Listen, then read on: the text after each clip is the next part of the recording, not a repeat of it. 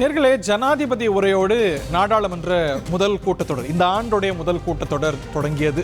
ஜனாதிபதியை அவமதித்து விட்டார் சோனியா காந்தி அப்படின்னு அவங்க மேல உரிமை மீறல் பிரச்சனையை எழுப்பி இருக்கிறது பாரதிய ஜனதா கட்சி. பட்ஜெட்ல என்னெல்லாம் நடந்ததுன்னு நமக்கு தெரியும், அதனது அறிவிப்புகள் தெரியும். ஜனாதிபதி உரை மீது விவாதம் நடந்தது. நேற்று ராகுல் காந்தி பேசினார். நிறைய ஆக்கப்பூர்வமான விமர்சனங்களும் சில சர்ச்சைக்குரிய விமர்சனங்களையும் வைக்க அவர் மேலேயும் உரிமை மீறல் புகார பாஜக எழுப்புகிறது. இன்னைக்கு பிரதமர் பதிலளித்து பேசியிருக்கிறார். நிறைய சாதனைகளை பட்டியலிட்டிருக்கிறார். நிறைய காங்கிரஸை மறைமுகமாக நேரடியாக சுட்டிக்காட்டி பேசியிருக்கிறார். ரெண்டுத்திலுமே வழக்கமான குற்றச்சாட்டுகள், புதிய குற்றச்சாட்டுகள் அடக்கம். பட்ஜெட் கூட்டத்தொடர் மோடி வெர்சஸ் ராகுல் என்ற தலைப்பில் விவாதிக்கிறோம். இந்த நிகழ்ச்சியில் நம்முடைய இணையக்கூடிய விருந்தர்கள் அரங்கத்தில் திரு ஹிதாயத்துல்லா, ரொம்ப வருஷத்துக்கு கழிச்சு திரு ஸ்ரீராம் சேஷாத்ரி அவர்கள் இணைகிறார், மற்றும் டாக்டர் ஆசீர்வாதமாச்சாரி டெல்லியிலிருந்து நம்மோடு இணைகிறார். அனைவருக்கும் வணக்கம். மேலும் விருந்தர்களும் இணைகிறார்கள். திரு ஸ்ரீராம் சேஷாத்ரி, ரொம்ப நாள் கழிச்சு வந்திருக்கிறதுனால உங்கள்கிட்ட ஆரம்பிக்கணும்னு நினைக்கிறேன். நீங்கள் மனசாட்சியை தொட்டு சொல்லுங்கள். ராகுல் காந்தி உரையில் நிறைய அரசியலும் இருந்தது, அதை தாண்டி நிறைய கன்ஸ்ட்ரக்டிவான கிரிட்டிசிசம், சஜஷன்ஸ் இருந்ததை மறுப்பீங்களா? ஏஐ மாதிரியான விஷயங்களில், மேனுஃபேக்சரிங்கில் இந்தியா போக வேண்டிய விஷயத்தில், இதில் கவனிக்க வேண்டிய விஷயம் என்னென்னா, அவர் எம்ப்ளாய்மெண்ட்டை பொறுத்த வரைக்கும் ரெண்டு அரசுகளும், அதாவது யூபிஏ அரசும் சரி என்டிஏ அரசும் சரி, இன்னும் கிரியேட்டிவாக செயல்பட்டுருக்கணும் அப்படின்னு தன்னையும் ஒரு செல்ஃப் கிரிட்டிசிசத்தையும் சேர்த்தே வைக்கிறார். அதில் பாராட்டப்பட வேண்டிய நிறைய விஷயங்கள் ராகுல் காந்தி உரையில் இருக்கா இல்லையா? அனைவருக்கும் வணக்கம். ரொம்ப வருஷம் கழிச்சு இல்லை, ரொம்ப மாதம் கழிச்சு, ஒரு வருஷம் கழிச்சு கிட்டத்தட்ட ஆல்மோஸ்ட். ஒரு லீடர் ஆஃப் ஆப்போசிஷனுடைய ஒரு ஸ்டேச்சர், நம்ம ராஜீவ் காந்தியே லீடர் ஆஃப் ஆப்போசிஷனாக இருந்திருக்கார், பல காங்கிரஸ் தலைவர்கள் இருந்திருக்காங்க, வாஜ்பாய் அவர்கள் இருந்திருக்காங்க, அத்வானி போன்றவர்கள், சுஷ்மா ஸ்வராஜ் போன்றவர்கள்லாம் இருந்திருக்காங்க, இன்னும் பல பேர், இன்னும் முந்தின பீரியட்லலாம் போனோம்னா நிறைய பேர் இருந்திருக்காங்க. ஸோ லீடர் ஆஃப் த ஆப்போசிஷனுடைய ஸ்டேச்சர் வரும்பொழுது கண்டிப்பாக ஆக்கப்பூர்வமான கருத்துக்களை சொல்ல வேண்டியதுக்கு தான் லீடர் ஆஃப் ஆப்போசிஷன் என்ற ஒரு பொசிஷனே வருது. அது செக்ஸ் அண்ட் பேலன்சஸ்க்கு வரணும். நிறைய ஆக்கப்பூர்வமான சஜஷன்ஸ்கள் இருந்தாலும் சில விமர்சனங்களையும் நான் சேர்த்து வைக்கிறேன். ஏஐ பற்றி பேசினாரே தவிர, ஏஐயில் நிறையா சாதிக்கணும், டீப் சீக்கை பற்றிலாம் பேசினாங்க, எல்லாம் சொன்னாங்க. ஆனால் ஏஐ நான் எங்கே யூஸ் பண்ணுவேன்னு சொல்லியிருக்காருன்னா, நான் கேஸ்ட் சென்சஸில் போய் யூஸ் பண்ணுவேன். சரி, எனக்கு என்ன ஒரு க்யூரியாசிட்டினா, நேத்திலேருந்து ட்விட்டர் ட்விட்டர் ஹேண்டில்ஸ் பலர் ராகுல் காந்தியினுடைய ஒரு இன்டெலிஜென்ஸை பிரதிபலிக்கிறதுக்காக நிறையா போட்டுருந்தாங்க. நான் எல்லார்கிட்டையும் ஒரு கேள்வி வச்சேன், எந்த விதமான use case, please explain. Because நானும் ஆர்டிஃபிஷியல் இன்டெலிஜென்ஸை பற்றி பல ப்ரோக்ராம் பண்ணதுனால, காஸ்ட் சென்சஸ்க்கு எந்த விதமான ஒரு யூஸ் கேஸ் அது? நீங்கள் ஆர்டிஃபிஷியல் இன்டெலிஜென்ஸ் ப்ரமோஷனுக்கு கவர்மெண்ட் இன்னது செய்யணும், no doubt about it. But அது எந்த இடத்துக்கு யூஸ் பண்ணுவோன்றதை பேசுகிறாரு பார்த்தீங்களா, அங்கே தான் I have a problem with that. Okay, அதே மாதிரி சென்சஸில் பிரச்சனை உங்களுக்கு இல்லை. காஸ்ட் சென்சஸே நீங்கள் சரி, காஸ்ட் சென்சஸ் பிரச்சனைனா சார், சித்தராமையா கவர்மெண்ட்டில் காஸ்ட் சென்சஸ் எடுத்துகிட்டு கிட்டத்தட்ட ஆல்மோஸ்ட் ஒரு 10 வருஷம் ஆக போகுதுன்னு நினைக்கிறேங்க. அது இன்னும் டிக்ளேர் கூட பண்ணல, என்ன ஆச்சுன்னு தெரியல. கர்நாடகாவில் அது டிக்ளேர் பண்ணியிருக்கலாம். இப்போ திருப்பி சித்தராமையா ஆட்சி தான் இருக்குது. அவர்கள் அதை எடுத்துகிட்டு காஸ்ட் சென்சஸில் என்ன பண்ணோம், என்ன சென்சஸ்ன்னு அது டிக்ளேர் பண்ணியிருக்கலாம். தெலுங்கானாவில் எடுத்துகிட்டு வந்திருக்காங்க, அதை வச்சு 55% ஓபிசி எடுத்திருக்காங்க. சரி, என்ன பண்ண போகிறீங்க? காஸ்ட் சென்சஸ் விட்டது, அதை வச்சு என்ன பண்ண போகிறீங்கன்னு சொல்லணும்ல. காஸ்ட் சென்சஸ் எடுக்கணும்னு சொல்லிட்டு இருக்கீங்க. அதை பேஸ் பண்ணி நான் இது முதல்ல அக்னாலேஜ், ஒரு என்ன பிரச்சனைன்னு டயக்னோசிஸ் முக்கியம், அப்புறம் தானே ட்ரீட்மென்ட். இன்னைக்கு டயக்னோசிஸ் இல்ல அப்படி கிடையாது. அவர் சொல்ற ஒரு கருத்து பாருங்களேன், இன்னைக்கு 90% பேர் ஆதிவாசிகளா, தலித்துகளா, ஓபிசிகளா இருக்கிறாங்க. ஆனா வெல்த் அவங்கள்ட்ட இருக்கா? இல்ல, நீங்க இதுக்கு நீங்க இதுவே பண்ண தேவையில்லைங்க. நீங்க 90% தான் இத்தனை பேர் இருக்காங்க, ஓபிசி, கை புண்ணுக்கு கண்ணாடி தேவையில்லைங்கிறீங்களா? இல்ல, இது நோன் ஃபேக்டர். பர்சன்டேஜ் தெரிஞ்சிடலாம். பட் அதில் என்ன பண்ண போறீங்க சார்? வெல்த் டிஸ்ட்ரிபியூஷன் எப்படி ரீடிஸ்ட்ரிபியூட் பண்ண போறீங்கன்னு சொல்லுங்க. இருக்கிறவங்கள்ட்ட இருந்து எடுத்து கொடுக்க முதல்ல டயக்னோஸ் பண்ணுவோம் சார், அப்புறம் தானே சார் ட்ரீட்மென்ட். டயக்னோசிஸே நடக்கலையே. The problem என்னன்னா, what Rahul Gandhi is trying to do is unite the minorities by religion, divide the majority by caste. இதுதான் அவருடைய பிளாங்கா இருக்குன்ற போதுதான் பிரச்சனை வருது. இதுல என்ன பிரச்சனை? இப்ப என்ன நம்பர்ஸ் தெரிஞ்சுக்கிட்டா அது எப்படி டிவிஷன் என்ன பண்ண போறீங்க வச்சிட்டு? ஒரு இல்ல சார், நான் ஹரி நான் ரொம்ப சாதாரணமான மனுஷன் சார். நீங்க எனக்கு வயித்து வலின்னு போறீங்க, அது தீரவே இல்ல. டாக்டர் என்ன சொல்லுவார்? இந்த டெஸ்ட் எடுப்போம், அப்புறம் என்ன பார்ப்போம் பார். இப்பயே சொல்லுங்க என்ன பண்ணுவோம்னா டெஸ்ட்ல என்ன ரிசல்ட் வருது, என்ன நோய் வருது. ஏன்னா நான் நோய் எனக்கு வயித்த வலின்றதுக்கு தான் போறேன். ஆமா சார், வயித்த வலிக்கு கேன்சர்ல இருந்து சாதாரண அல்சர்ல இருந்து பல காரணங்கள் இருக்கலாம். பட் எனக்கு வயித்த வலின்னு ஒண்ணு இருக்கு இல்லையா? இப்போ அந்த வயித்த வலி என்ன இங்க? இப்போ நீங்க டயக்னாஸ் பண்ணணும்னு சொல்றீங்களே, எதுக்கு டயக்னாஸ் பண்ணணும்?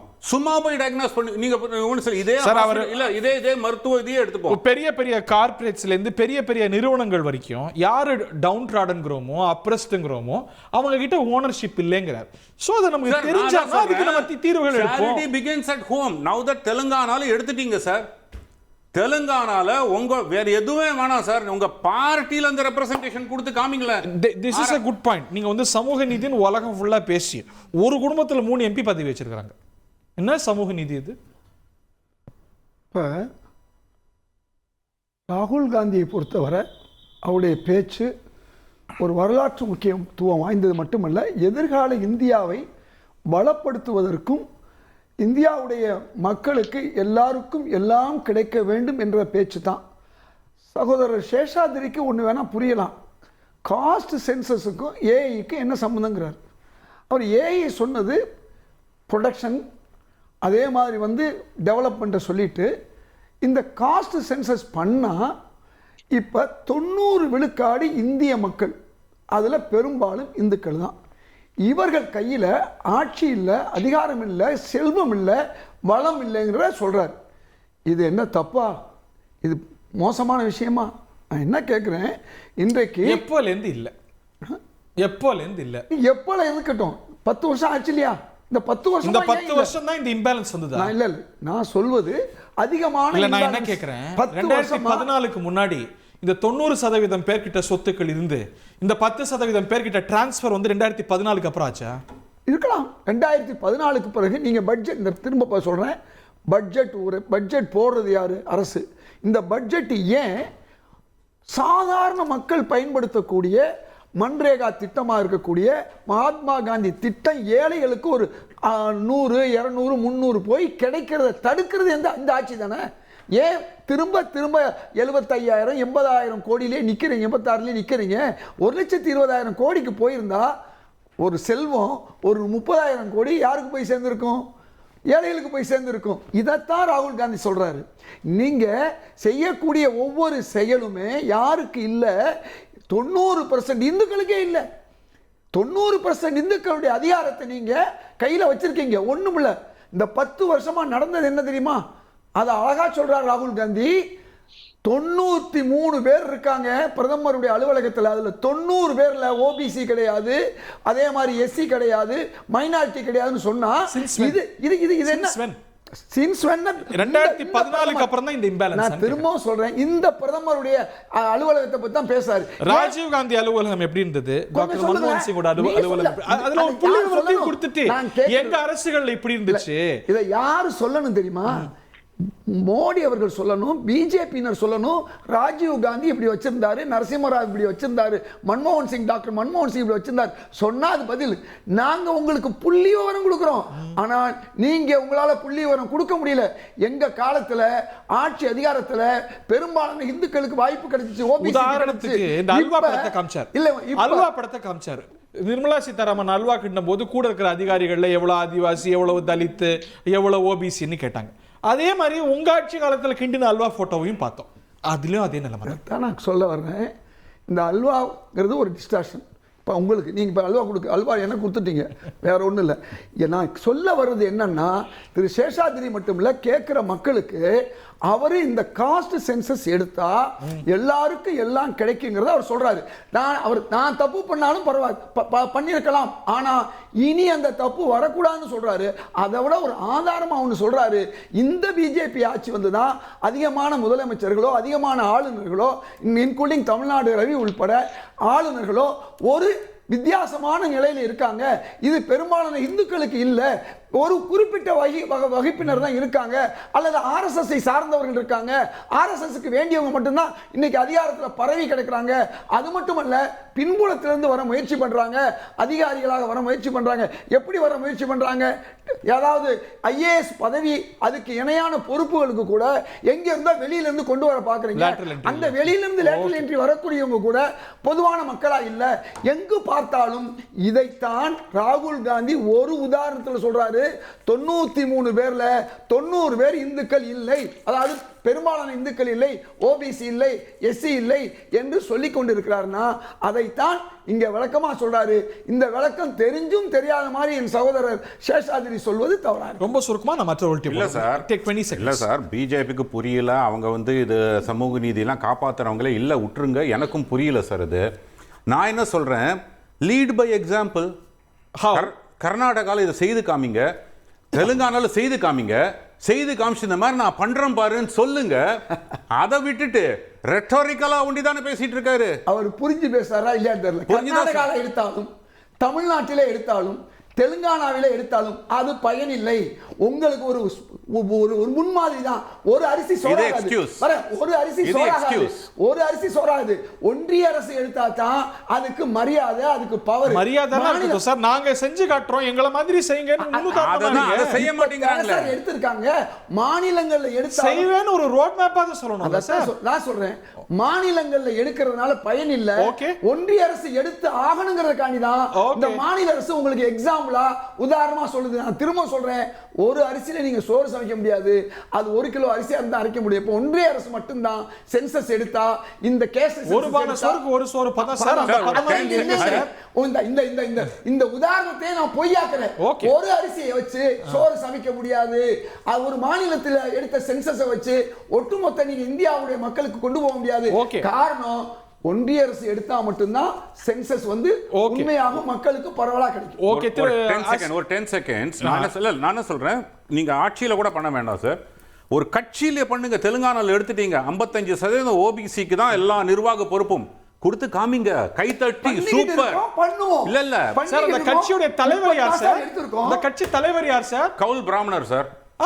ஆமா, நீங்க படிக்கிறதுல ஒரு வருஷம் நீங்க வெளிநாட்டுக்கு போய் இல்ல மல்லிகார்ஜுன கார்கே விடுங்க சார். அதுக்கு அப்புறம் வேற யார் இருக்கா சார்? அவர்தான் sir president, party president sir. அப்படினா பாருங்க சார், மோகன் பகவத் பத்தி நேத்து எங்க தலைவர் ராகுல் காந்தி பேசியிருக்காரு சார். மோகன் பகவத் பத்தி சொல்லுங்க, நான் எதை நிறுத்த போறேன்? நானும் சொல்றேன், பிரசிடென்ட் திரௌபதி முர்மு யாரு? மினிஸ்டர்ல உங்க கேபினெட் மினிஸ்டர்ல பெரும்பாலும் யார் இருக்கா சொல்லுங்க? பிரதமர் யார் இருக்கா? திரு ஜெய்சங்கர். அந்த அடையாள அரசியல். ஜெய்சங்கர் யாரு? காங்கிரஸ் தலைவர் சொன்னால அடையாள அரசியல் அவரா அதிகார மையம். நீங்க சொல்லுங்க, காங்கிரஸ்ல சக்தி வாய்ந்தவர் மல்லிகார்ஜுன கார்கேவா ராகுல் காந்தியா? சக்தி வாய்ந்தவர், வீட்டு அதிகாரம் வைத்துக் கொண்டிருந்தவர். ஒன்றிய அமைச்சர்களை பத்தி பேசும்போது ஒன்றிய அமைச்சர்கள் யார்?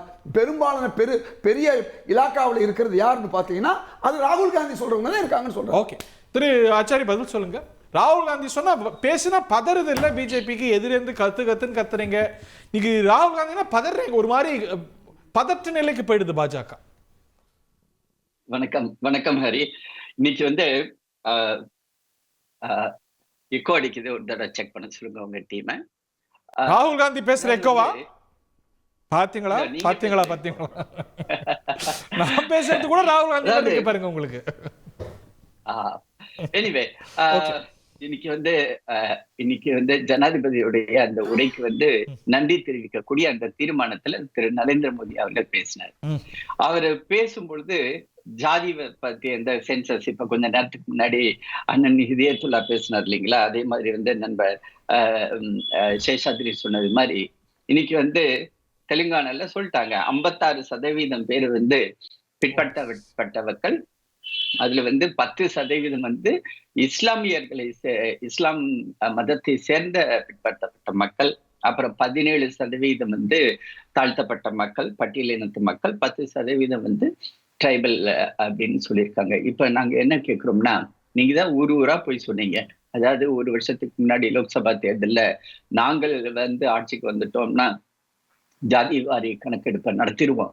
ஜாதி வாரி கணக்கெடுப்பு நடத்தின உடனே நாங்க என்னெல்லாம் வந்து மாயாஜாலம் செய்ய போறோம் அப்படின்னு நீங்க கொஞ்சம் பாருங்க அப்படின்னு நீங்க சொன்னீங்க. சார், தெலுங்கானால உங்க ஆட்சி இருக்குது, என்ன பண்ண போறீங்க? அதுக்கு ரோடு மேப் வச்சிருக்கீங்களா? செய்ய போறீங்களா? செஞ்சா என்ன செய்ய போறீங்க? இத மக்கள்கிட்ட உங்களால பேச முடிஞ்சா? சார் அந்த கேள்வி ரொம்ப நியாயமானது, அவங்கள்ட்ட கேளுங்க. நான் துணை கேள்வி மட்டும் கேட்டுக்கிறேன். இல்ல, அதுக்கு நான் பதில் ஒரு சொல்றேன். நிமிஷம், ஒரு நிமிஷம், ஒரு நிமிஷம். ஒன்றிய அரசு Hold on, வந்து hold on. சென்செக்ஸ் எடுத்தா மட்டும்தான் Hold on, அதான் அது கேள்வி. வந்து இது பண்ண முடியும். ஜாதிவாரி கணக்கெடுப்பு விடுங்க சார், சென்சஸாவது எடுப்பீங்களா சார்? இந்த நாட்டுல மரபு 10 வருஷத்துக்கு ஒரு முறை சென்சஸ் எடுக்கிறதுங்கிறது, அதுக்கான அறிகுறியே இல்லையே சார். இந்த பட்ஜெட்லயே சார், ஒதுக்கலையே சார் census- பணம் பெருசா அதுக்கு. அதாவது வந்து சென்சஸ் அப்படின்றது வந்து கண்டிப்பாக நடத்தப்படும். எப்போ? ஏன்னா சென்சஸ் 2021ல நடந்திருக்கணும். நீங்க எப்ப எந்த வருஷத்துல இருக்கும்? காரணம் மகளிருக்கு இடஒதுக்கீடு கொடுக்கணும், அவங்களுக்கு கொடுத்து விட கூடாது. சென்சஸ் எடுத்த பிறகுதான் இது கொடுக்க முடியுங்கிற அடிப்படையில் மகளிரை நீங்க புறக்கணிக்கிறீங்க.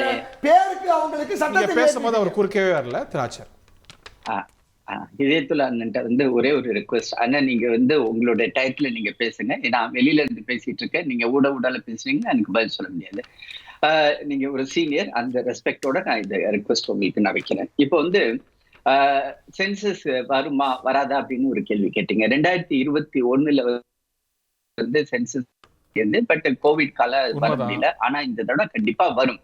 ஏன் வரும் அப்படின்னா, இந்த மகளிர் இடஒதுக்கீடு அப்படின்னு வந்து திரு நரேந்திர மோடி அவர்களுடைய ஒரு மிகப்பெரிய கனவு திட்டம். அதை வந்து நாம சக்சஸ்ஃபுல்லா காங்கிரஸ்காரன் ஆனா நீங்களே பேசுங்க. ஹரி நீங்க பேசுங்க, நான் அமைதியா இருக்கிறேன், நான் கேட்டுக்கிட்டு இருக்கிறேன்.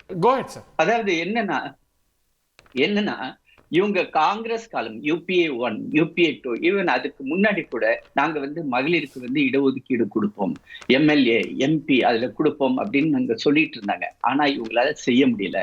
ஆனா திரு நரேந்திர மோடி அவர்கள் அந்த திட்டத்தை வந்து செயல்படுத்தக்கூடிய அந்த சட்டத்தை வந்து வெற்றிகரமாக பாஸ் செய்து விட்டார். ஆக அந்த திட்டத்தை வந்து அவர் வந்து பாஸ் செய்யும் பொழுது, அதை இம்ப்ளிமெண்ட் பண்ணும் பொழுது அதுக்காக வந்து ஒரு சென்சஸ் இருக்கணும்ன்றது அந்த சட்டத்திலே இருக்குது. அந்த சென்சஸ் கண்டிப்பாக நடைபெறும். இன்னைக்கு வந்து பிரதமர் நரேந்திர மோடி வந்து பேசும்பொழுது இந்த வருஷம் இப்ப அதுல கூட காஸ்ட் சென்சஸும் சேர்த்து வைக்கணுங்கிறது உங்களோட கூட்டணி கட்சியோட கோரிக்கையா இருக்கு. வி தாட் இந்த வருஷம் அதுக்கான பணிகள் இருக்கும்னு. போன வருஷம் என்ன தொகை, அதாவது சென்சஸ் நடத்தாத போன வருஷம் என்ன தொகை என்னங்களோ அதே தொகை தான் இன்னைக்கு. சோ நம்பிக்கை வரலையே. அப்படி இல்ல. அதாவது வந்து இந்த சென்சஸ் வந்து கம்ப்ளீட்லி வந்து எலக்ட்ரானிக் மோடுல நடத்தப்பட இருக்கிறது. ஒரு காலத்துல வந்து வீடு வீடா வந்து நம்மளுடைய ஆசிரியர்கள் வந்து ஒரு பெரிய புக்லெட் கொண்டு வந்து அது வந்து பேனால டிக் மார்க் பண்ணிட்டு இருப்பாங்க. இது எல்லாமே இப்ப வந்து ஐபேடு மற்றபடி வந்து எலக்ட்ரானிக் டிவைசஸ் மூலமாக பண்ண இருக்கிறது. அதனால அதுக்குரிய வேலைகள் வந்து அதுல வந்து இன்னைக்கு ராகுல் காந்தி பேசினது, நீங்க ஆக்சுவலி நம்மளுடைய விவாதத்தை ஆரம்பிக்கும் பொழுது ராகுல் காந்தி பத்தியும் சோனியா காந்தி பத்தியும் அவர்கள் மேல வந்து உரிமை மீறல் வந்து கொண்டு வரப்பட்டுள்ளது அப்படின்னு நீங்க ஆரம்பிச்சீங்க. ஆக்சுவலி நம்மளுடைய அரசியலமைப்பு சட்டம் 105 வந்து ஒரு உரிமை மீறல் எப்பொழுதெல்லாம் கொண்டு வரப்படும் அப்படின்னு சொல்றதுக்கு என்னென்ன அந்த பாயிண்ட்கள் சொல்றாங்க அப்படின்னா, நீங்க வந்து ஆதாரமற்ற ஒரு புகாரை பார்லிமெண்ட்டுக்குள்ளார இருந்தும் அதை நீங்க எழுப்புனீங்கன்னா அதுக்கு வந்து ஆத்தென்டிகேட் பண்ணணும். நேத்து வந்து ராகுல் காந்தி பேசினார். இதுவரை அவர் வந்து பேசினதுக்கு ஆத்தென்டிகேஷன் எதுவுமே கொடுக்கல. நம்பர் 1 ஸ்பெசிபிக்கலி நான் என்ன சொல்றேன்னா, 2 விஷயங்கள் வந்து மிக மிக முக்கியமானது. நம்பர் 1 வந்து நம்மளுடைய வெளிவிவகாரத்துறை அமைச்சர் அமெரிக்கா போய் நம்மளுடைய பிரதமர் திரு நரேந்திர மோடி அவர்களுக்கு ட்ரம்போட இனாகுரேஷனுக்கு இன்விடேஷன் வாங்க போனாரு. அது வந்து நம்பர் 1. இதுவரை அதுக்குரிய ஆத்தென்டிகேஷன் அவர் கொடுக்கல. 24 மணி நேரம் ஆயிடுச்சு. நம்பர் 2, நம்மளுடைய நிலத்தை வந்து சீனா ஆக்கிரமிப்பு செய்துள்ளது அப்படின்னு சொன்னாரு. அதுக்கு வந்து வெளிவிவகாரத்துறை அமைச்சர் மட்டுமல்ல, நம்மளுடைய பாதுகாப்புத்துறை அமைச்சரும் சொல்லிவிட்டார். அதாவது மோடி அரசு வந்ததற்கு பிறகு 1 இன்ச் நிலம் கூட சீனாவுடைய ஆக்கிரமிப்பில் இல்லை. இது ஆர்மியோட ஸ்டேட்மெண்ட் வேற மாதிரி இருக்கு. இப்ப ஆக்கிரமிக்கவே இல்லைன்னா சீனாவோட என்ன பேசுறீங்க, என்ன சமரசம் நடக்குது, ஒண்ணுமே பிரச்சனை இல்லைன்னா எதுக்கு சமரசம் கேட்கிறாரு அவர் கேட்கிறார். அவர் கேட்கறதுக்கு தான் வந்து இன்னைக்கு பாதுகாப்புத்துறை அமைச்சர் வந்து பேசினார். அதாவது வந்து ஒரு எல்லையில வந்து என்ன நடக்குது அப்படின்றது வந்து பேசப்படுறது வந்து ஒரு கண்டினியூஸ் ப்ராசஸ். 2 நாடுகளுக்கு இடையில உள்ள ப்ராசஸ். அந்த இடத்துல போர் நடக்கோ அது வந்து இம்மெட்டீரியல். அதை வந்து அவர் தெளிவுபடுத்தினார். இந்த 2 விஷயங்களுக்கு, ஏன்னா அவர் வந்து நெஞ்ச வளைச்சுக்கிட்டு அவர் பேசினார். அவர் பேசும்பொழுது நான் ஆத்தென்டிகேட் பண்றேன், அதுக்கு நான் ரெடியா இருக்கிறேன் அப்படின்னு சொன்னார். 24 மணி நேரம் கிடைச்சும் அதுக்கு வந்து அந்த ஆத்தென்டிகேஷன் பண்ணல. அதனால உரிமை மீறல். ராகுல் காந்தியை பத்தி அடுத்தது இன்னொன்னு வந்து நீங்க சொன்னீங்க சோனியா காந்தி பத்தி. சோனியா காந்தி அவர்கள் நம்மளுடைய ஜனாதிபதி தன்னுடைய உரையை முடித்துவிட்டு வெளியில் வரும் பொழுது அவர் சொன்ன வார்த்தை, அதாவது எல்லா ஜேர்னலிஸ்டும் அவங்ககிட்ட போய் கேட்டாங்க, இது ஒரு போரிங் ஸ்பீச்சா இருந்துச்சு, இந்த அம்மா வந்து இப்படி பேசுச்சு அப்படின்னு வந்து நம்மளுடைய ஜனாதிபதியை கொச்சைப்படுத்தும் விதத்தில் அவங்க வந்து அவங்களுடைய பாடி லாங்குவேஜா அப்படிதான் இருந்துச்சு. பாடி லாங்குவேஜ் சப்ஜெக்டிவ்ல நான் வந்து ஒருத்தர் மரியாதையா பாப்பாரு, ஒருத்தர் வந்து ஐயோ ஐயோ பாவம்னு சொல்லுவாங்கல்ல, அதுதானே வந்து இப்போ வந்து பிரிட்டன்ல எல்லாம் நீங்க போயிருப்பீங்க பார்த்திருப்பீங்க. போர் திங்னு சொல்றது வந்து ஐயோ பாவம்னு சொல்றது ஒரு பரிதாபப்படுறது, அது வந்து கொச்சைப்படுத்துவதாகுமா அவமானப்படுத்துவதாகுமா? அதாவது நம்மளுடைய ஜனாதிபதி நம்மளுடைய மூத்த குடிமகள், நம்ம எல்லாருக்கும் வந்து தலைமை குடிமகள், அவங்களுக்கு கொடுக்கக்கூடிய வேண்டிய ரெஸ்பெக்ட் அவங்க கொடுத்தே ஆகணும். அததான் இன்னைக்கு வந்து நரேந்திர மோடி அவர்கள் சொல்லியிருக்காரு. இவங்க எல்லாருமே வந்து எப்படி அவங்க வந்து மக்களை வந்து திசை திருப்புறது, அவங்க வந்து மகளிராக இருந்த பொழுதும் ஒரு பழங்குடி இனத்தவரை சேர்ந்த பொழுதும் அவங்கள வந்து எப்படி அவமானப்படுத்தினாங்கன்றது இன்னைக்கு சொன்னாங்க. அதே மாதிரி இன்னொன்னு கார்ட்டூன் பத்தியும் சொன்னார். ஒரே ஒரு பாயிண்ட்ல நான் முடிச்சுக்கிறேன். ஒரு கார்ட்டூன் ராஜீவ் காந்தி பிரதமராக இருக்கும் பொழுது ஒவ்வொரு தடவையும் வந்து அவர் என்ன சொல்லுவார் தெரியுங்களா, 21வது நூற்றாண்டை நோக்கி நான் வந்து இந்தியாவை கொண்டு போகிறேன் அப்படின்னு. டைம்ஸ் ஆஃப் இந்தியால அப்போ ஒரு கார்ட்டூன் வந்துச்சு. அந்த கார்ட்டூன்ல என்னன்னா ஒரு ஆகாய விமானத்தை ராஜீவ் காந்தி மாதிரியே முகம் கொண்ட ஒரு பைலட் உட்கார்ந்து அந்த ஆகாய விமானத்துல மற்ற அமைச்சர்கள் மாதிரி அவங்க அதுல போட்டிருக்காரு. அவரு ஆர்.கே. லக்ஷ்மன் எல்லாருக்குமே தெரியும். அவர் போட்ட அந்த கார்ட்டூன்ல வந்து ஜஸ்ட் நான் கொஞ்சம் ஜூம் பாத்தீங்கன்னா தெரியும். அவர் வந்து என்ன அப்படின்னா அந்த ஆகாய விமானத்தை ஒரு மாட்டு வண்டியில வச்சு ஒரு காமன் மேன் வந்து புல் பண்ணி கொண்டு போறது மாதிரி வந்து ஒரு கார்ட்டூன் இருந்துச்சு. அதை வந்து கோடி காட்டி இன்னைக்கு பேசினார். ஏன் அப்படின்னா இந்த ராகுல் காந்தி அந்த ராஜீவ் காந்தியோட பிரதமராக இருக்கும் பொழுது அவர் இந்தியாவை வந்து எந்த அளவுக்கு கொண்டு போனார்னா, ₹1 நான் டெல்லியில இருந்து அனுப்புனேன்னா 15 பைசா தான் வந்து ஒரு திட்டத்துக்கு ஒரு கிராமத்துக்கு போய் சேருது அப்படின்னு ஒப்புதல் வாக்குமூலம் கொடுத்தவர் ராஜீவ் காந்தி. அப்படியாப்பட்ட ஆட்சியை நாம பார்த்தோம். அதே சமயம் ஒரு வளர்ச்சி அடைந்த பாரதத்தை நோக்கி நான் கொண்டு போகிறேன், அதற்கு நீங்கள் அனைவரும் ஒத்துழைப்பு கொடுக்க வேண்டும் அப்படின்னு பேசினாரு பிரதமர். ஒரே நிமிஷம். திரு ராஜீவ் காந்தி அன்னைக்கு சொன்ன வார்த்தை கிழக்கை நோக்கி திரும்பவும் சொன்னார். அன்னைக்கு சீனாவுடைய வேகம், என்னுடைய கட்டுரையுடைய நாமும் கற்போம் சீன மந்திரம் எல்லா பத்திரிகையிலும் வந்துருந்துச்சு. அன்னைக்கு அவர் சொன்னதை செய்யலை, அதுக்கு அடுத்து வரும்போது அதுதான் உண்மை. இன்னைக்கு நம்ம ராகுல் காந்தி என்ன சொல்றாரு, அமெரிக்கா விஷயத்தில் நாம் எப்படி நடந்துக்கிறோம், சீனா விஷயத்தில் எப்படி நடந்துருக்கிறோம்னு ரொம்ப தெளிவாக சொல்றாரு. இன்னைக்கு சீனாவுடைய பொருள்களை நம்ம வாங்கியிருக்கோம். 15.3% இருந்த ப்ரொடக்ஷன் இன்னைக்கு 12.6க்கு வந்திருக்கு அப்படின்னு ஆதாரங்களோட சொல்றாரு. மேக் இன் இந்தியா வந்து தோல்வி அடைஞ்சிருக்கு. பேட்டரி வாங்குறது, கேபிள் வாங்குறது, இதையெல்லாம் வாங்குறதை விட இந்த நாட்டில் தயார் பண்ணா இந்த நாட்டு இந்திய மக்களுக்கு வேலை வாய்ப்பு கிடைக்கும் ராகுல் காந்தி சொன்னாரு. என்ன தப்பா சொல்லிட்டாருன்னு கேட்கலாம். தரணிதரன் கேட்டீங்களா பிரதமர் உரைய? இந்த பட்ஜெட்டுக்கு அப்புறம் ஒரு புது உத்வேகம் தெரியுதோ பிரதமர்கிட்ட, மத்திய அரசு கிட்ட? சார், இப்போ நான் முன்னாடி பேசின நண்பர் பாஜக செய்தி தொடர்பாளருக்கு மட்டும் ஒரு விளக்கம் கொடுத்துட்றேன். ஆல்ரெடி நான் சொல்ல பாஜக பாராளுமன்ற உறுப்பினர் தபீர் காவ் அவர்களே வந்து இப்போ லோக்சபாவில் கேள்வி எழுப்பியிருக்காரு. என்ன எழுதியிருக்காருன்னா, சைனா வந்து ஆல்ரெடி கிராமங்களை கட்ட ஆரம்பிச்சிட்டாங்க 60 கிலோமீட்டர் அருணாச்சல் பிரதேஷ்குள்ளார அப்படின்னு. அதுவும் அவர் இன்னொரு சொன்ன விஷயம் என்னன்னா, சைனா வந்து 65 பெட்ரோலிங் பாயிண்டில் 26 பெட்ரோலிங் பாயிண்டில் அவங்க ஆக்கிரமிச்சிட்டாங்கிறது. அது நான் மட்டும் சொல்ல, அதுக்கப்புறம் நீங்கள் முன்னாடி சொன்ன மாதிரி ராணுவ தலைவரும் சொல்லியிருக்காரு. இப்போ ராகுல் காந்தி ஸ்பீச்சையும் நான் கேட்டேன். அந்த ஸ்பீச் எவ்வளோ பேர் கேட்டாங்க தெரியல. ஆங்கிலத்தில் பேசினா பிரமாதமாக பேசியிருந்தார். ஆனால் அது வந்து ஒரு பொலிட்டிக்கல் ஸ்பீச் கிடையாது, ஒரு ஹிஸ்டாரிக்கல் ஸ்பீச். எதனாலனா அது வந்து ஒரு இந்தியாவுக்கே ஒரு மெசேஜ் சொல்லுது, எந்த பாத்தை நம்ம எடுக்கணும் இந்த நாடு வல்லரசு ஆகணும்னா அப்படின்னு சொல்லி. அவர் எதை பற்றி பேசினார்? ஆர்டிஃபிஷியல் இன்டெலிஜென்ஸ் பற்றி பேசியிருந்தார். அவர் வந்து இவி வெஹிக்கிள்ஸை பற்றி பேசியிருந்தார், பேட்டரியை பற்றி பேசியிருந்தார், மிஷின் லேர்னிங்கை பற்றி பேசியிருந்தார். அவர் வந்து ஒரு ரோட் மேப்பே இந்தியா கொடுத்துருக்காரு. அவர் இந்தியாவில் இருக்க அன்எம்ப்ளாய்மெண்ட் ப்ராப்ளத்தை பற்றி பேசியிருந்தார். இது எல்லாமே டச் டவுன் பண்ணியிருந்தார். ஆனால் இதுவே நீங்கள் பாஜக எடுத்து பாருங்கள், இன்றைக்கி என்ன பேசியிருக்காங்க. அவர் நாட்டுக்கு ஒரு ஃபியூச்சரை கொடுக்குறாரு. இன்றைக்கி தமிழ்நாட்டில் பாஜக வந்து முருகர் பிரச்சனை கிளப்பிட்டு இருக்காங்க. பிரைம் மினிஸ்டர் பேசுறது எல்லாமே வந்து ஹாக் வாஷ் தான், அதில் எதுவுமே டேட்டா கிடையாது. ஆனால் ராகுல் காந்தி சொன்னது எல்லாமே டேட்டா. நம்மளால் மறுக்க முடியுமா? இந்த நாட்டில் ஜிடிபியோட பர்சன்டேஜில் மேனுஃபேக்சரிங் வந்து 15.3% 12.6% ஆயிருக்கு அப்படிங்கிறது யாராலும் மறுக்க முடியுமா? இன்இக்வாலிட்டி என்பது இந்தியாவில் மோடி அரசாங்கம் வந்ததுக்கப்புறம் அதிகரிச்சிருக்குங்கிறத மறுக்க முடியுமா? அதை நான் சொல்லலை, உலக புகழ்பெற்ற பொருளாதார நிபுணர்கள் சொல்கிறாங்க. யாருக்கு வந்து அரசியல் பற்றி கவலை இல்லையோ, இந்தியா அரசியல் பற்றி எந்த நான் பார்ட்டிசன் ஆக்டர் சொல்கிறாங்க. Kinni index which measures inequality, right? அது வந்து என்ன காமிக்குது? இந்தியாவில் வந்து 10 வருஷத்தில் இன்இக்வாலிட்டியே அதிகரிச்சிருக்கு. கொரோனாக்கு அப்புறம் நான் சொல்கிறேன், 100 பெரும் பணக்காரர்களோட சொத்து மதிப்பு தினந்தோறும் 1000 கோடி உயர்ந்திருக்கு. அதே சமயத்தில் கூலி வேலைக்கு போகிறவங்க, ஏழை எளிய விவசாயிகள் 150 பேர் தற்கொலை பண்ணிருக்காங்க. இன்இக்வாலிட்டி குளோபல் லெவல்ல இருக்குங்கிறதையும் பார்க்குறோம். குளோபல் லெவலில் அதிகரிச்சுன்னா இந்தியாவில் அதிகரிச்சிருக்குல்ல, குளோபல் லெவல் அதிகரிச்சோம், இந்தியாவில் அதிகரிச்சிருக்கு. சரிங்களா? இப்போ யூஎஸ்ல வந்து 40 வருஷமா இன்இக்வாலிட்டி அதிகரிச்சு தான் இருக்கு. ஏன்னா டாக்ஸேஷன் பாலிசி எப்படி இருக்கு. ஆனால் யூரோப்பில் இன்இக்வாலிட்டி குறைஞ்சிட்டு இருக்கு. ஏன்னா டாக்ஸேஷன் பாலிசி, இங்கே டாக்ஸேஷன் பாலிசினால இன்இக்வாலிட்டி அதிகரிக்குது. அது ஒரு பக்கம். அன்எம்ப்ளாய்மெண்ட்டுங்கிறது வந்து 2012 எடுத்துக்கிட்டிங்கன்னா இந்தியா தான் வந்து ஒரு பிரைட் ஸ்பாட்டாக இருந்த இளைஞர்களுக்கு. ஆனால் இப்போ 24 எடுத்துக்கிட்டிங்கன்னா ILO படியும் சரி, வேர்ல்ட் பேங்க் படியும் சரி, CMI படியும் சரி, இந்தியாவில் வந்து உலகத்திலே ஒரு மோசமான யூத் அன்எம்ப்ளாய்மெண்ட் சிச்சுவேஷன் திகழுது. கிட்டத்தட்ட 65 பேர் பட்டம் படித்தவங்க அன்எம்ப்ளாய்டாக இருக்காங்க இந்தியாவில். இந்த மாதிரி விஷயங்கள்லாம் வந்து ராகுல் காந்தி அவர்கள் பேசியிருந்தார். அதே மாதிரி இன்னொரு விஷயம், இந்த 10 வருஷத்தில் நான் சொல்கிறேன், டேட்டாவோட சொல்கிறேன், இன்டர்நேஷ்னல் லேபர் ஆர்கனைசேஷன் கொடுத்தது இன்கம் இருக்குல்ல, வேலைக்கு போகிறவங்களுக்கு அர்பன் மந்த்லி இன்கம் வந்து 12,100 ரூபா. வேலைக்கு போகிறவங்களுக்கு பண்ண சொல்கிறேன், எம்ப்ளாய்ட் ஃபார்மல் செக்டரில் 1912 12,100 ரூபா இருந்தது. 2012 12,100 ரூபா இருந்தது. ஆனால் 2022 வந்து 10,000 ரூபாய் குறைஞ்சிருச்சு.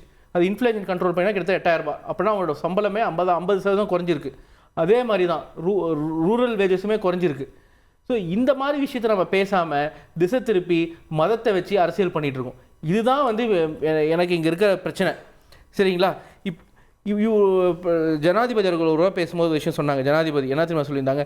இந்தியாவில் வந்து வறுமை கோட்டு கீழே இருந்த மக்கள் 25 கோடி பேரை நாங்கள் மேலே எடுத்துகிட்டு வந்திருக்கோம் அப்படின்னு பாராட்டுக்கு. ஆனால் என்ன பிரச்சனை? வறுமை கோட்டு குறியீடுக்கு நீங்கள் டெஃபினிஷன் எப்படி வச்சுருக்கீங்க? கிராமப்புறத்தில் 30 ரூபாய்க்கு மேலே சம்பாரிச்சா நீங்கள் வறுமை கோட்டுக்கு மேலே, நகர்ப்புறத்தில் நீங்கள் 100 ரூபாய்க்கு மேலே சம்பாரிச்சா நீங்கள் வந்து This definition has always been problematic. ஆனால் 10 வருஷத்துல நீங்கள் அதிகரிச்சிருக்கணும்ல. ஏன்னா இன்ஃப்ளேஷன் நீங்கள் வருஷம் 10% எவ்வளோ? நீங்கள் 30 ரூபாய், நீங்கள் 10% வைங்க, 33 ரூபாய். 10 வருஷம் எவ்வளோ ஆயிருக்கும்? 60 ரூபாய் இருக்கணும். அதுக்கப்புறம் அர்பன் இது வந்து நீங்கள் 250 ரூபாய் இருக்கணும். அதே மாதிரி இன்ஃப்ளேஷன் குறைஞ்சிருக்குங்கிறாங்க. இன்ஃப்ளேஷன் என்ன பண்ணாங்க? இன்ஃப்ளேஷன் காம்பனன்ட் இருக்குது. இன்ஃப்ளேஷனுக்கு எப்படி கால்குலேட் பண்ணுறோம்? ஒவ்வொரு பொருட்களுக்கும் இப்போ வீட்டு வாடகைக்கு 10%, சரிங்களா, துணிமணிக்கு 5%, உணவுப் பொருட்கள் தான் ரூரல் 50%, அர்பன் 50%. அதில் வந்து ரூரல் இன்ஃப்ளேஷன் கால்குலேஷன் 50%. ஃபுட்டுக்கு வெயிட்டேஜ். ஸோ இந்தியாவில் இன்ஃப்ளேஷன் அதிகமானதுக்காகவே ஃபுட் இன்ஃப்ளேஷனால. ஆனால் அந்த ஃபுட் இன்ஃப்ளேஷனோட வெயிட்டேஜே குறைச்சிட்டாங்க. ஸோ அதனால் இன்ஃப்ளேஷன் குறையாது. சரிங்களா? மக்கள் அதிக விலை கொடுத்தா பொருள் வாங்க போகிறாங்க. ஆனால் நீங்கள் வெயிட்டேஜை மாற்றினதுனால இன்ஃப்ளேஷன் கம்மியாக தெரியுது. ஸோ இந்த மாதிரி விஷயத்தில் நம்பர் வச்சு விளையாண்டுட்டு நம்ம எல்லாம் சரி பண்ணியிருக்கோம் அப்படிங்கிறீங்க. பிரதம மந்திரி வந்து 4 கோடி வீடு கட்டி கொடுத்துருக்கோங்கிறாரு, பிரதம மந்திரி ஆவாஸ் யோஜனா. ஆனால் பிரதம மந்திரி ஆவாஸ் யோஜனால ஒன்றிய அரசு ஒரு வீட்டுக்கு 1.5 லட்சம் தான் கொடுக்குறாங்க. ஆனால் 10 லட்சம் எவ்வளோ யார் கொடுக்குறா? மாநில அரசு, தமிழ்நாடு அரசு தான் கொடுக்குது. ஸோ இந்த மாதிரி நிறைய விஷயங்களை பண்ணிட்டு ஏதோ பண்ணணும் தவறாக சொல்றது வந்து ரொம்ப ரொம்ப தப்பான விஷயம். அதை தாண்டி மாநிலத்தை வஞ்சிச்சிருக்கிறீங்க அப்படிங்கிற குற்றச்சாட்டை அவங்க தொடர்ந்து வைக்கிறாங்க. திரு ஆச்சாரி, ப்ளீஸ் ரெஸ்பாண்ட். அதாவது நம்ம சார் வந்து பேசும்பொழுது ஒரு முக்கியமான ஒரு பாயிண்ட் வந்து சொன்னாரு. அதுக்கு நான் பதில் சொல்றதுக்குள்ளார நீங்க இடைமறிச்சிங்க. அதாவது ஒரு பட்டியலினத்தை சேர்ந்த அதிகாரிகளே வந்து இல்லை அப்படின்னு சார்ட்ட வந்து இதயத்துள்ள சாருக்கு நான் சொல்ல விரும்புகிறேன். முதலாக ரயில்வே போர்டோடைய சேர்மன் வந்து கேபினெட் செக்ரட்டரிக்கு ஈக்குவலான ரேங்க் உள்ளவர். அதாவது IAS ஆஃபீஸர்லயே top most IAS officer cabinet secretary. அவருக்கு ஈக்குவலான ரேங்க் பிரின்சிபல் செக்ரட்டரி. அவர் வந்து மோடி அரசு வந்து ஒரு பட்டியலினத்தை சேர்ந்த ஒரு அதிகாரி. நோ இவங்க வந்து ஒவ்வொரு தடவையும் இதே தான் சொல்லிட்டு இருப்பாங்க. பட் அதே சமயத்துல நீங்க புரிஞ்சுக்கணும், ஒரு பட்டியலினத்தை சேர்ந்தவர்களாக இருந்தாலும் சரி, பழங்குடியினர் இனத்தை சேர்ந்தவர்களாம், அவர்களுக்கு வந்து தொடர்ந்து வாய்ப்புகளை வந்து கொடுப்பதுதான் வந்து மோடி அரசுடைய ஒரு கடமையாகவே. அவங்க என்ன சொல்றாங்க? அடையாளமா நீங்க ஜனாதிபதியை கொண்டு வருது, இதெல்லாம் வந்து இவர் ஆபீசர் சார். இது வந்து நியமன பதவி கிடையாது. அவர் வந்து அந்த ரீச் வரும் பொழுது இவங்க எல்லாம் என்ன பண்ணுவாங்க தெரியுமா? அதை வந்து தள்ளி விட்டுட்டு இன்னொருத்தருக்கு வாய்ப்பு கொடுப்பாங்க. அப்படி வந்து கொடுக்காம மாத்தினார். ஆமா, நான் பார்த்திருக்கேன். நான் ஒரு ரயில்வே அதிகாரியா இருந்தவன், அதனால எனக்கு தெரியும். அடுத்ததாக வந்து நம்ம மேக் இன் இந்தியான்னு சொன்னா ஒரு 2 டேட்டா பாயிண்ட் நான் வந்து ஷேர் பண்ணிக்க விரும்புகிறேன். சேலம் தன்னிதர் வந்து டேட்டா வந்து ரொம்ப அவருக்கு பிரியப்படக்கூடிய ஒரு சப்ஜெக்ட். அதாவது வந்து டெக்ஸ்டைல் எக்ஸ்போர்ட்ஸ் அப்படின்னு நீங்க எடுத்துக்கிட்டீங்கன்னா ஏப்ரல்ல இருந்து அக்டோபர் 2023 நம்மளுடைய டெக்ஸ்டைல் எக்ஸ்போர்ட்ஸ் வந்து 20 பில்லியன் யூஎஸ் டாலர். அதுக்கப்புறமேட்டு உடனடியாக ஏப்ரல்ல இருந்து அக்டோபர் 2024, முன்ன சொன்னது நான் 24ல வந்து அது உடனடியாக உயர்ந்து 29 பில்லியன் யூஎஸ் டாலருக்கு உயர்ந்திருக்குது இந்த 2 வருஷத்துக்குள்ளார. சார் இப்படி எல்லாம் பிரைட் ஸ்பாட்ஸ் இருக்கதான் சார் செய்யும். ஆனா திரு ராகுல் காந்தி அட்ரஸ் பண்ற முக்கியமான விஷயங்கள் பாருங்க. உலகம் டீப் சீக்ரெட் சைனா எங்கேயோ போகுது, சிப் மாதிரியான விஷயங்கள்ல எங்கேயோ போகுது, நம்ம எங்க இருக்கோம்?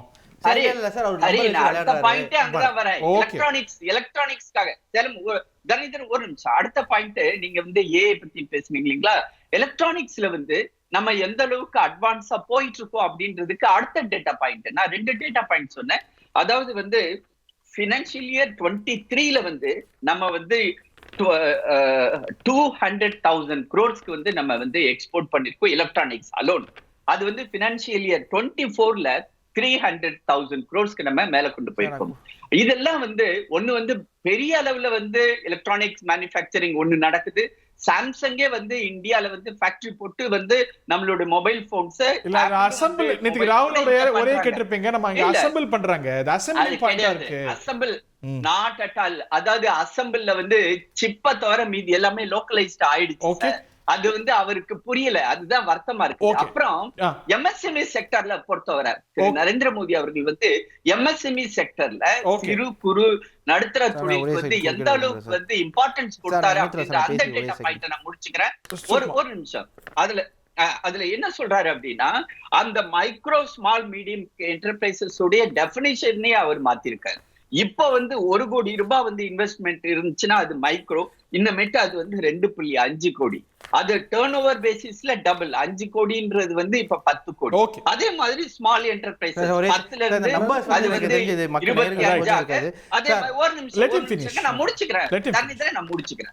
அடுத்தது 3வது வந்து மீடியம் லைன் 50 கோடி இன்வெஸ்ட்மெண்ட் இருந்தா 125 கோடி. இப்ப வந்து அதை வந்து மாத்திருக்காரு.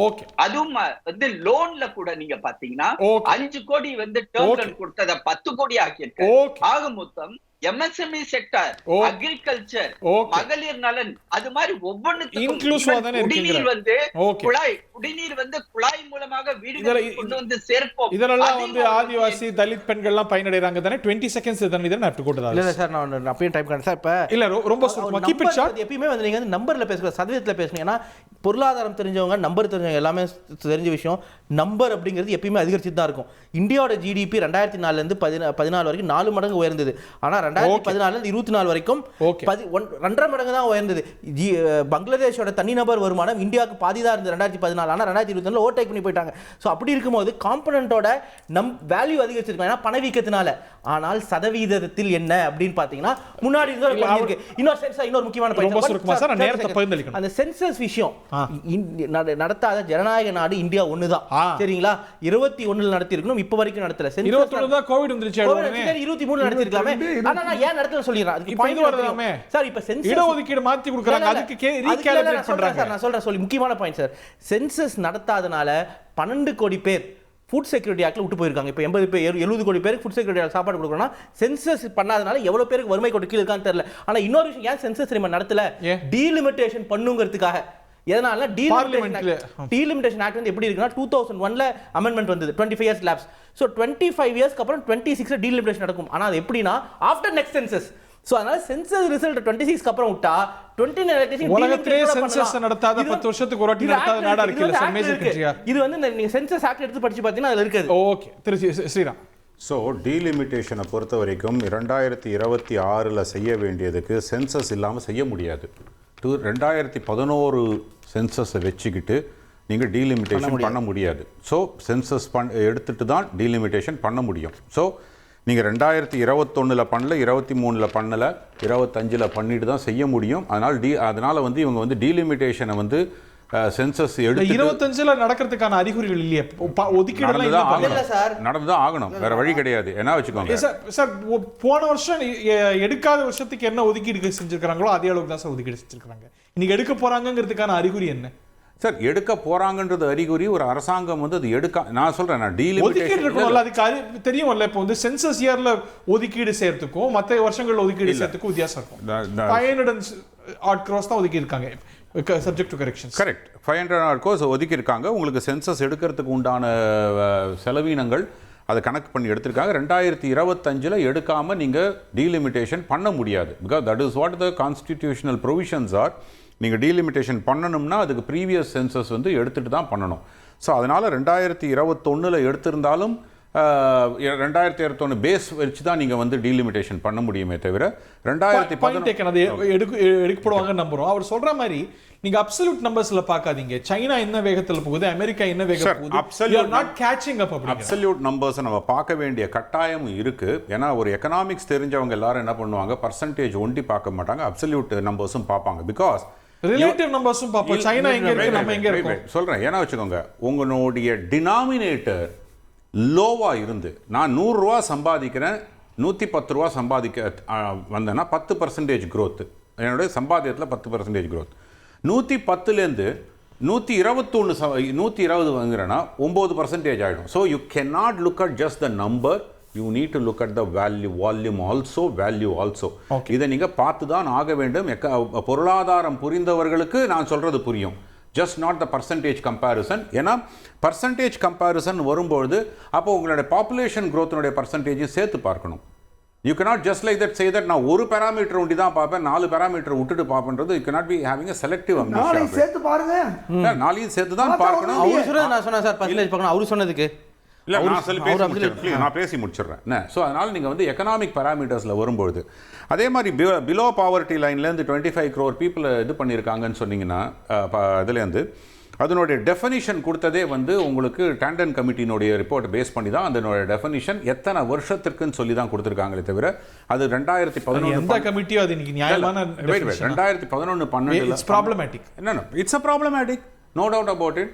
2011-12 தான் அது டிஃபைன் பண்ணப்பட்டது. நீங்கள் 33 ரூபா 27 ரூபான்னு சொல்லிட்டு அர்பன் அண்ட் ரூரலுக்கு உங்களுக்கு டெஃபினிஷன் கொடுத்தாங்க. இன்றைய தேதிக்கு இந்த அர்பன் அண்ட் ரூரல்னுடைய டெஃபினிஷன் அப்படியே தான் இருக்குது. ஆனால் அரசாங்கம் கொடுக்கக்கூடிய அவங்களுடைய செலவினங்களை குறைச்சிட்டு தான் அந்த கணக்கு எடுக்கிறாங்க. இப்போ நீங்கள் இன்ஃப்ளேஷனரி கண்டிஷனை பற்றி பேசுகிறாங்க. அதில் தான் சார் அவர் சொல்கிறேன், நரேகாவோட இதெல்லாம் தொகையெல்லாம் எவ்வளோ குறைஞ்சி. நான் சொல்கிறேன் கேளுங்க, அந்த குஷன்லாம் எடுத்துக்கிட்டு கடந்த 5 ஆண்டுகளாக உங்களுக்கு வந்து ஃபுட் வந்து இவங்க ரேஷன் கிட்டத்தட்ட 80 கோடி மக்களுக்கு உண்டான ரேஷனை வந்து அரசாங்கம் கொடுத்துட்ருக்கு. அந்த எக்ஸ்பெண்டிச்சரில் தான் உங்களுக்கு இந்த இன்ஃப்ளேஷனரி அட்ஜஸ்ட்மெண்ட்ஸில் எடுத்துகிட்டு தான். அதே மாதிரி வந்து இவர் இன்னொன்று சொன்னார், இன்ஃப்ளேஷனரி கால்குலேஷனை பற்றி பேசும்போதும் சொன்னார்.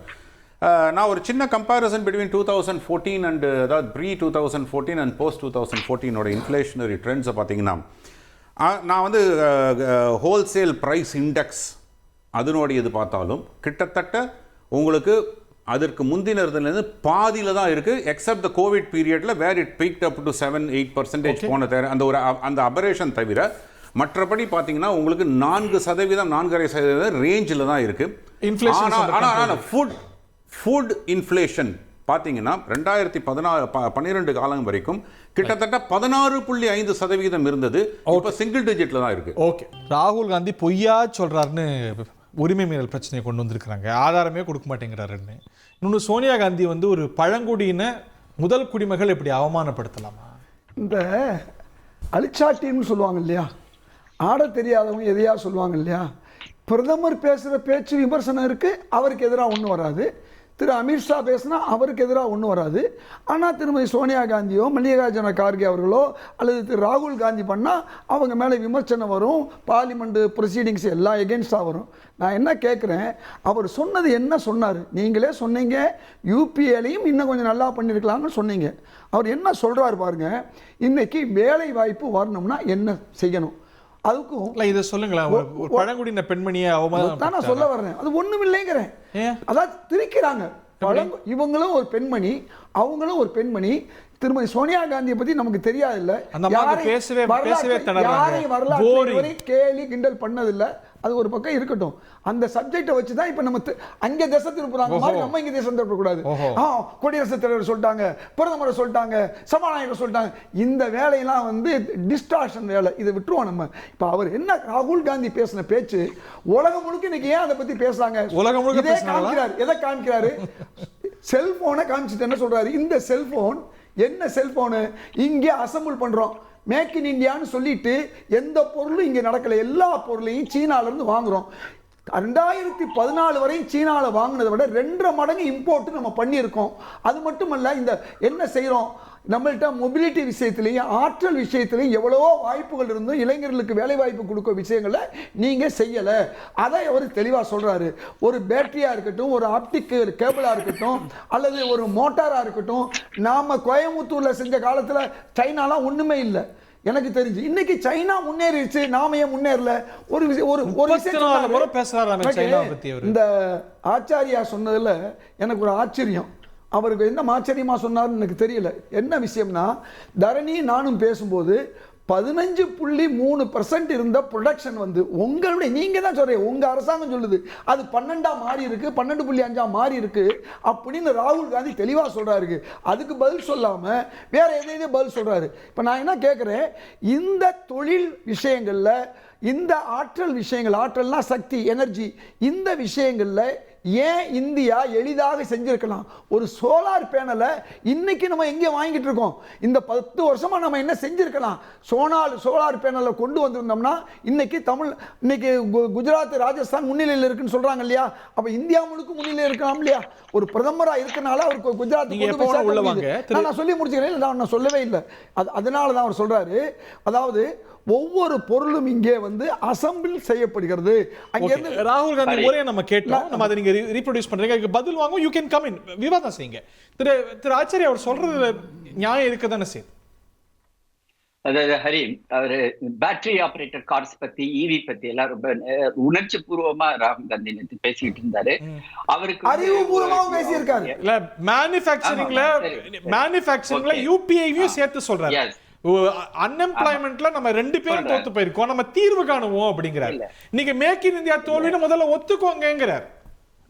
அதாவது ஹரி, அதுக்குதான் நான் என்ன சொல்ல வரேன்னா, இந்த இவி வெஹிக்கிள்ஸ் இருக்கு, எலக்ட்ரிக் வெஹிக்கிள்ஸ் இருக்கு இல்லைங்களா, இது வந்து UPA 1 UPA 2ல வந்து எவ்வளவு வந்து இந்தியால ப்ரொடக்ஷன் இருந்துச்சுன்னா ஜஸ்ட் 24,000 கார் தான்.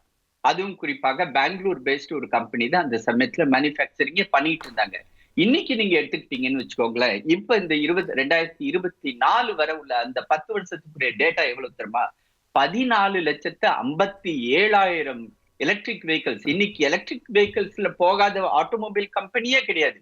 அது டாடாவில இருந்து ஆரம்பிச்சு, இது MG மோட்டார்ஸ்ல இருந்து எல்லாருமே வந்து அதை நோக்கி தான். சரி, EV capital of the world இன்னைக்கு சைனா தான் இருக்கு, அதை ஒப்பிடுறாரு. இதை தாண்டி மேனுஃபேக்சரிங்ல சொல்லுங்களேன், மேனுஃபேக்சரிங்ல நம்ம வந்து சரிஞ்சிருக்கிறோமா இல்லையா? மேக் இன் இந்தியா வெற்றியா தோல்வியா? ஈவியை பொறுத்தவரை மிக முக்கியமானது வந்து பேட்டரி தான்.